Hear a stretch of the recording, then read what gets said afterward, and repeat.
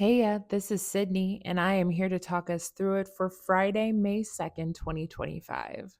Friday is Venus's day, and Venus does have a big day today, but before that, at 4:43 a.m. Pacific Standard Time, we have some crabby feelings, some crabby thoughts, and maybe some crabby expressions of that with the moon in Cancer, sensitive Cancer, squaring Mercury in Aries, speaking a little bit too fast before we were able to fully, deeply process.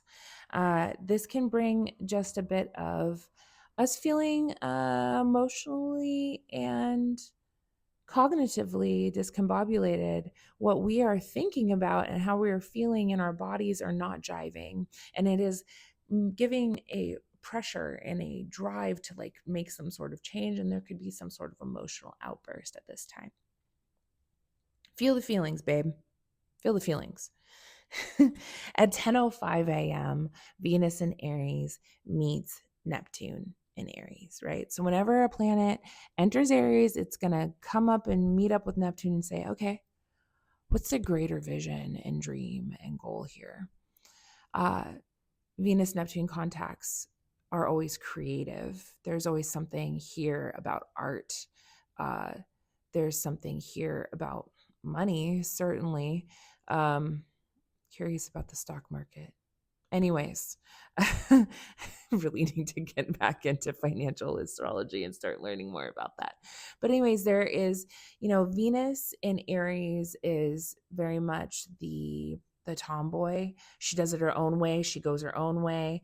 Venus in Aries can be a bit selfish, and this could be the dream of her doing her own thing. There could be an overly inflated sense of importance for her to do her own thing, and she's creating a new vision on the way that she goes forward. This is a good time to be creative, though. I think this is a good time to interact with different types of art, certainly. With Venus conjunct Neptune in Aries, though, there could also be some sort of disillusionment with doing it your own way or doing it yourself. We miss what happened back in Venus and Pisces, uh, perhaps.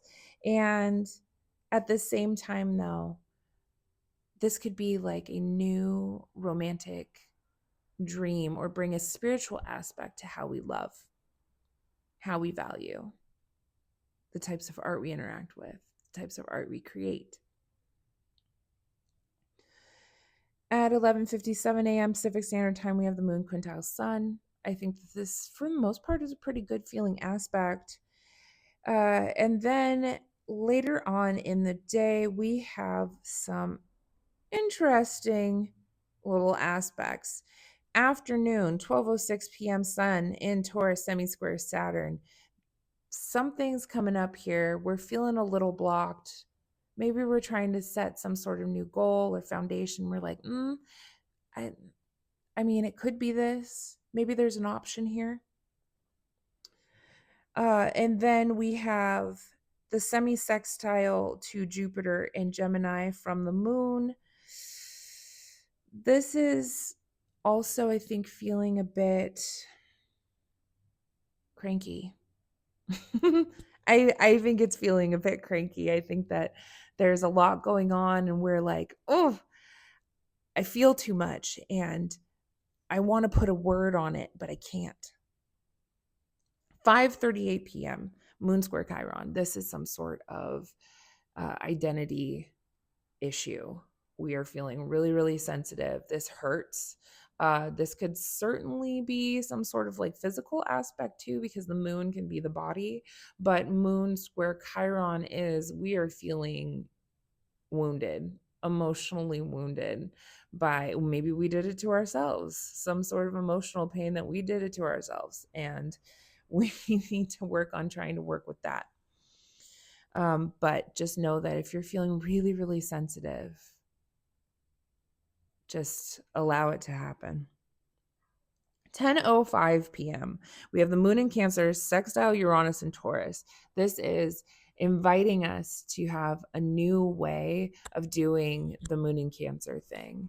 This is intuitive, like, oh, this is the way that I should go forward with how I feel, my habits. This could be feeling a bit like refreshed and renewed. I love the sextile between Cancer and Taurus. Moon Uranus just brings us into a more intuitive and uh, different feeling place than we're used to. Could be some sort of like little psychic thing there. And I think that it ultimately is trying to help us work through whatever sensitivity came up for us earlier in the day. All right. Take care.